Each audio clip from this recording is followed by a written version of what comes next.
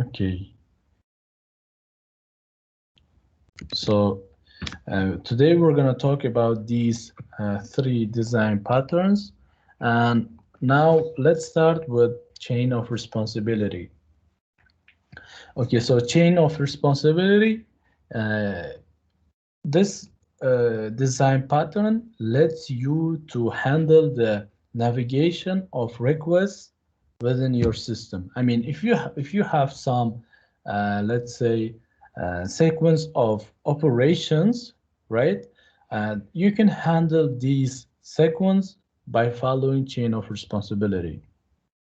So you have to handle, you're gonna write handlers for each of the operations, and the sequence is controlled by these handlers. So let's learn this pattern by some example. For example, let's consider that we are working on some online ordering system shop, right? And let's say we have a lot of tasks, and one of our tasks is to check for authentication. That is, only authenticated users can create online orders. Okay, the next criteria is that authenticated users who have administrative permissions must have full access to all orders and other management system of your project, right? So these are, let's say, two operations, and what you did, you just started implementing in a sequential way. So that is, you first check for authentication, then for authorization, then for permission. At some point, you want to implement caching. You can also add caching to this stack, right? And these operations are performed in your system in a sequenced way. So right now in this uh, order, everything is fine and everything is working perfectly. But at some point, you decided to improve your system, particularly security of your system, and you added some extra validation steps, sanitize the data in a request so that you prevent passing raw data directly to the ordering system. And you also wanted to uh, check that filters repeat failed requests come to the same IP address, right? So that you are now preventing brute force password checking. So let's do someone, yes. Okay, and you would like to also have another features, and you end up with the following view. I mean, you wanted to add another features, right? For request, and now you have very complex navigation of operations on request, and accordingly, your code also more bloated, and you have your code is now mess. It's very hard to maintain such project, right? What can we do? How can we solve this kind of problem? We can solve this problem by following chain of responsibility, which says uh, you have to organize these operations in a chain way, or in a in a sequential way. So uh, so these operations now represent something like chain. That's why it is called chain of responsibility, right? And every handler now has some, let's say, uh, opportunity of stopping this chain, right? So if we think of this as, uh, so if you think of chain responsibility, if we want to follow in our online ordering system. So these every handler might represent something like the first handler is for authentication, the next is for authorization, the next is for permission, so on. So if one handler doesn't permit the request to go further, you can just let the handler stop at that point, right? So this is the idea of chain responsibility, and this is the next example for graphical UI elements. Let's say now we are working on the click event. For example, when button is clicked, this click is usually goes from the child to the upper levels. For example, from button to sub panel, from sub panel to panel, and so on and so forth, right? And at this and this is also an example of chain of responsibility, since you might stop this event going to the upper levels. For example, if you want that that the button only should handle this event, right? You will just handle this event in your button, and you will just stop the request going further. Okay, so this is the example of chain of responsibility, and the next example can be, let's say, if you want to fix something, I don't know, we usually call operator, right? If we do not know how to fix it, or it's impossible to fix it. Let's say, and most of the companies now implement robots, right? When you call them, and you have to press some digit according to your problem, so that uh, they will delegate your problem to the according division or subdivision, right? Then appropriate operator service you, so that if you have some particular problem, the operator will try to fix it. If that operator cannot handle, operator can direct you to the technical staff, right? So this is also chain of responsibility, since every operation is handled in a sequential way, and every operation based on some criteria might stop your request. Let's say if your request has some mistakes, if you didn't, for example, for the first layer, if you didn't press the correct number, correct digit, you cannot go further. Or if you, let's say, if your problem is fixed, you stopped at some point, right? So this is another example. So I hope it was clear. I mean, now if we look at the structure of the chain of responsibility, if we look at the structure of the responsibility, of course, you have to introduce some abstraction for your clients, right? Then probably you will have some base handler, but this is optional. And you might also implement some common operations for your handlers in this base handler. And usually base handler is for holding the reference to the next handler. And your concrete handlers will do the actual job. Okay, so in a sequential way, of course. So this is the structure of chain of responsibility. I hope it was clear. If you did not understand something, please interrupt me and ask your questions.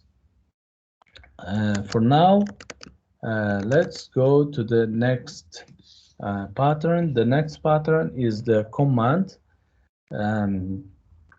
Command is about transforming your request into a standalone object which contains all information about the request, so that you will have more control, more information of your command, and you will have a separation of concerns within your project. Now, let's consider this pattern also from the viewpoint of problem. Say your current task is to create a, let's say, toolbar with a bunch of buttons for various operations of the editor, right? And uh, and you have some common operations for all the buttons. That's why you created some super button or parent button, right? And so this simplest solution is, let's say, to create tons of subclasses where each button is for a particular uh, task, right? And each button will perform some task. For example, save button will save the current job, or open button will open some file or another project, right? So this is the simplest solution, and we are implementing it with inheritance. But the first issue, uh, you will have a lot of subclasses, right? And your project will be hard since your code base will grow dramatically. That's why this is the first issue related to inheritance. The next issue is that probably you're gonna have some similar buttons, such as save button, save menu item, save shortcut, and they will probably have some common operations between each other. For example, each of them should save, let's say, project and do some different operations, and they have this save operation, and now you have duplicate code, right? Because why? Because each of them are represented by different classes, right? And they are repeating save code between each other. So this is the second issue. So we see that simple solution, but inheritance doesn't work that good, right? So what could be the right solution? So this is the hint for the correct solution for such cases. So overall, a good software design should be based on the principle of separation of concerns. That is, usually you have to break your app into layers, right, according to their usage. For example, for the sake of simplicity, let's say that we only have two layers, user interface and business logic, and that's how we can divide our project into modules. For example, user interface only cares about views, that, for example, buttons, right? And business logic will care about some logic related to your business. So, and these layers or these modules will operate with each other, right? So, and this is how you can implement separation of concerns. Even now, we can see that the same comments are sent to the business logic that is update, right? And we can also, let's say, simplify this process by following common pattern. That is, let's say, now our user interface only interacts with comments, and comment interacts with your business logic, right? So we introduced another middleware between your main modules. Let's say if we how could we follow common pattern within our project? For example, of course, we have to introduce some abstraction, right, for our user interface and for our business logic, which is represented by shortcut here in this diagram, right? And your concrete commands, for example, save command or open command and print command, they will carry the information about requests or events triggered by the button. Okay, and now the user interface is separated from the business logic, and these commands will delegate the business logic to the owner of the business logic, that is the classes which are responsible for business logic. Okay, so if we look at the structure of the command, uh, we have the following structure. We have the following diagram. For example, now let's pay attention to the invoker class on the top right. So this invoker is about triggering some event, let's say from user interface. Um, say if a user clicks some button, some click event is triggered, right? So this trigger will be triggered by invoker, right? Or you can think of this as a handler of events, and you have to connect it to some abstraction layer of command, and you will have concrete commands such as command 1 and command 2, right? And again, they will not do the actual job, but rather they will just send this send these commands to some receiver, which stands for business logic or middleware between your commands and business logic.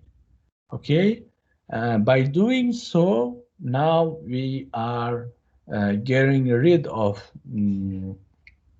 many subclasses for each of the, let's say, common task, right? And now our commands only carry information about requests, and the tasks are done or performed by our business logic. Okay, I hope that it was clear. If you didn't understand something, please ask your questions. You can interrupt me.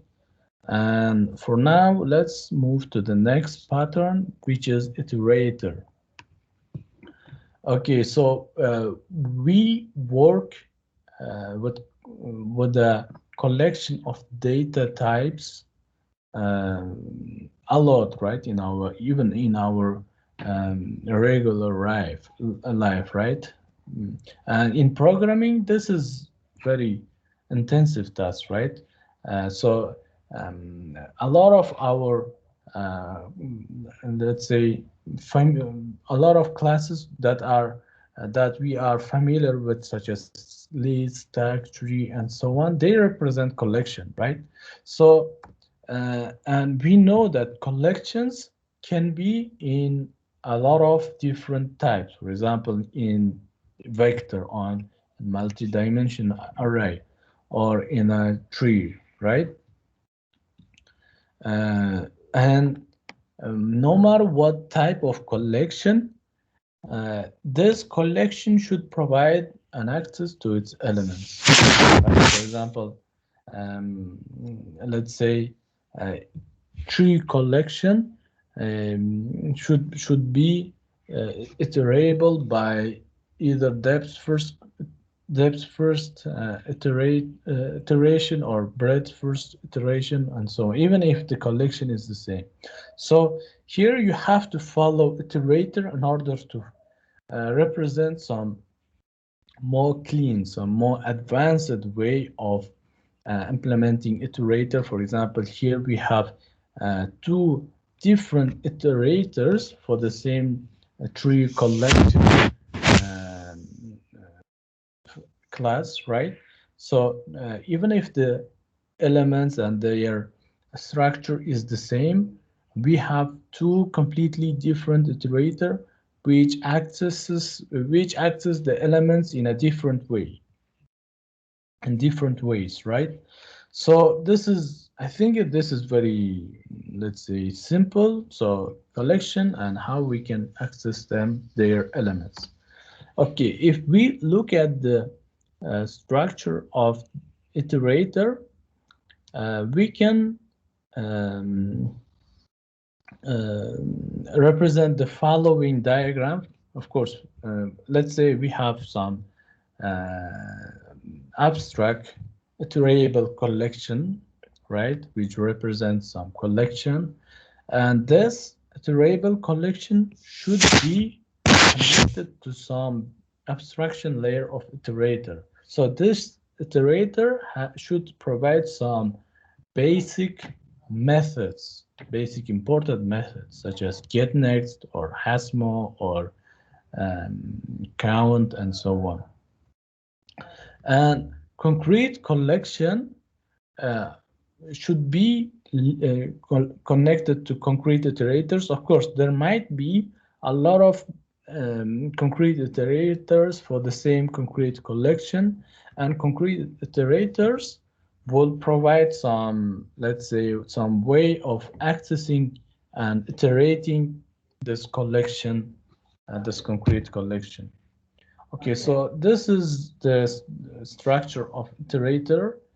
I hope it was clear, and I hope you understand all the patterns. And now let's head to the problem. So let me introduce the first problem. So let's say you have to create logger framework, which writes the logs to file, console, and sends to server, or uh, it will do some of them. For example, it will just write to it will just write the log to file, to console, and not sending to server. So your task is to apply the chain of responsibility. Let's say your framework should be also be uh, configurable. That is, let's say if I want to, if I selected only file, your logger framework should only write the logs to file and not to console and not sending to server. Okay, so please start working on this task. If someone is ready, please let me know, and of course you can mm, earn some points. And not to disturb you, I will turn off my mic and camera.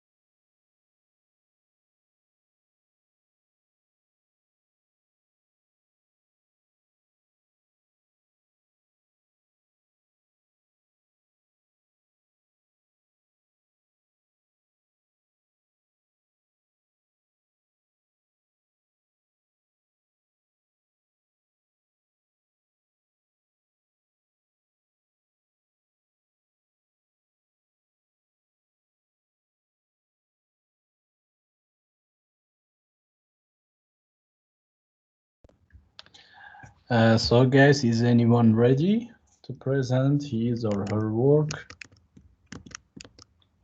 Hello, can Yeah. you hear me? Yes, Alina? Okay, so I can show you what I have done, but I'm not sure. So, That's fine. Let's discuss. mm, 1 second.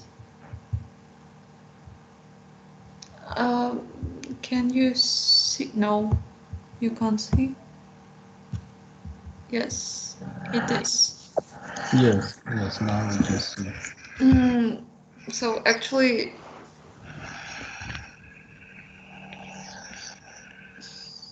something like this. Okay. So this is I see your file logger and console logger. Okay. Okay, I got it. So I mean, how would you um so they have a reference, for example, a particular logger have reference to the next logger, right? Yes, like a sequence. Uh-huh. And where do you set this reference? I mean, in your logger or in your in another class?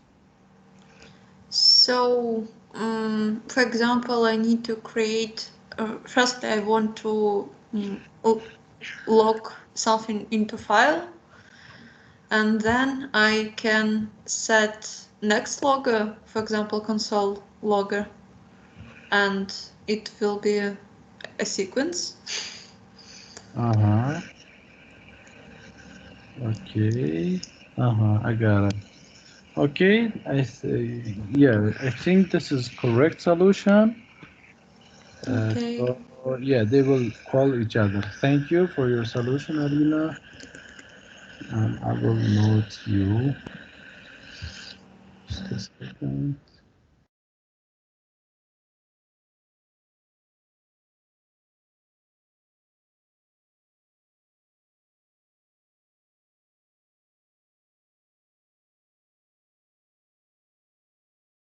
If someone is ready and he or she cannot, he or she has some connection problems, you can just send a message to the conversation. Okay.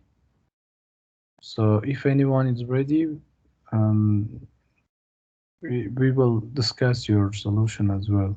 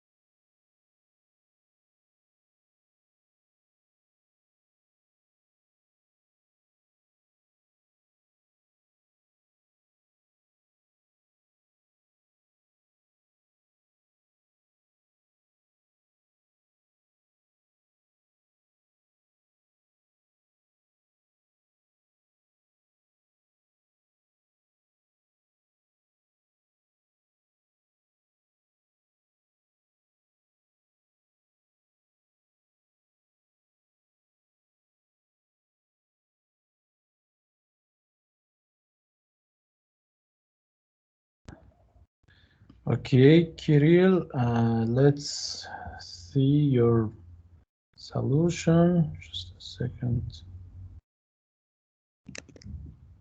I think.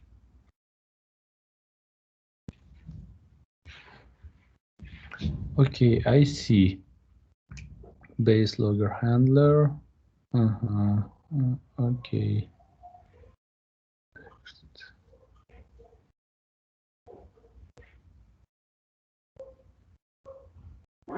Mm-hmm. Okay, I got it. I think, I mean, if you do not have some, yeah, I see that. I I wanted to say you can remove base logger handler, but I see that your reference to the next logger handler is in the base logger handler. Yeah, this is a correct solution, and thank you, Kirill. You can also solve the next problems, guys, if you want, and even if you have already participated and earned some points, you can earn second point as well. So I have also noted, Kirill, you, and thank you for your solution. So what about Muhammad, or what about Anna? I can show, but I'm not sure. It's strange. Let's see, we will discuss.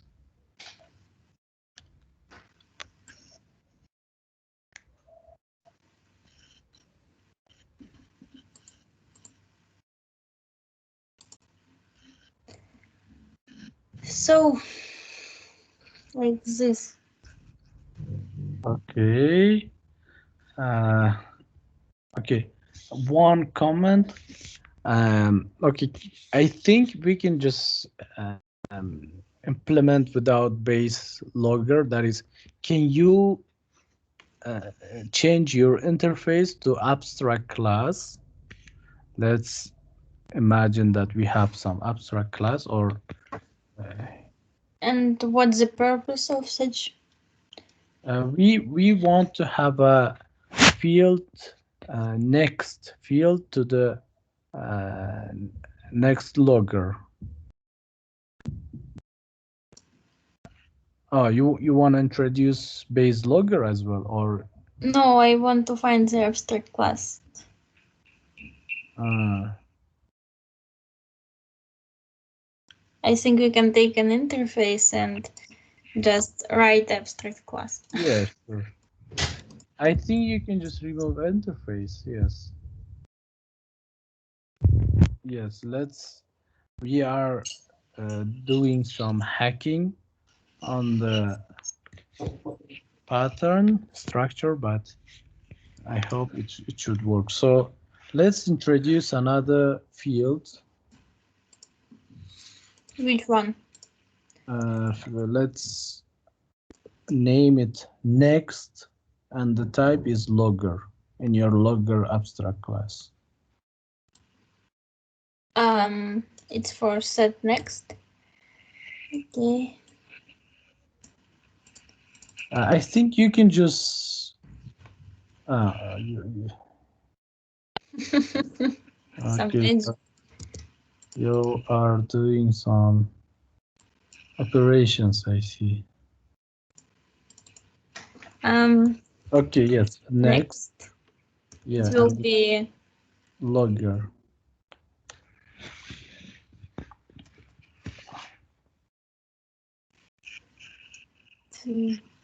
it will Okay, be the instance of the abstract, but abstract class has no instances. yes, but the real instance will be one of the file, console, or server. Okay.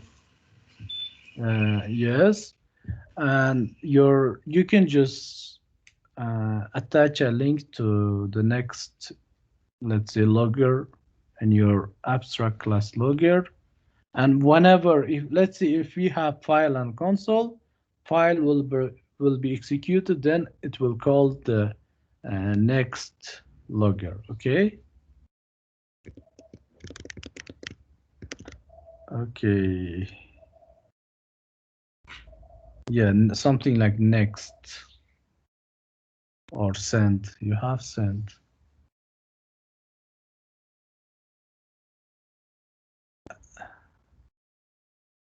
Like this? Something like this. Yes. Yes. Okay. Thank you, Anna, for your solution. If you have Thank you. questions, ask. Yeah, I have also notes.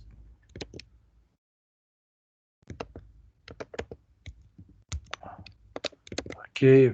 What about Muhammad? Muhammad Ziad.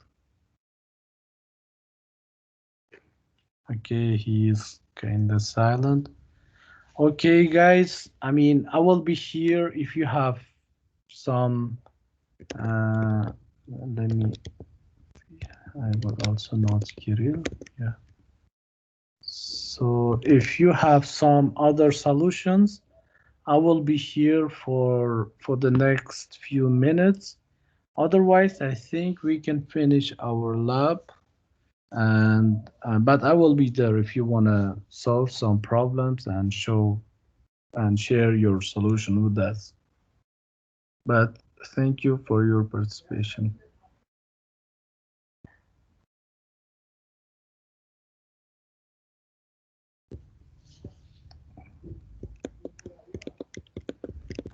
Goodbye. Goodbye, Alina.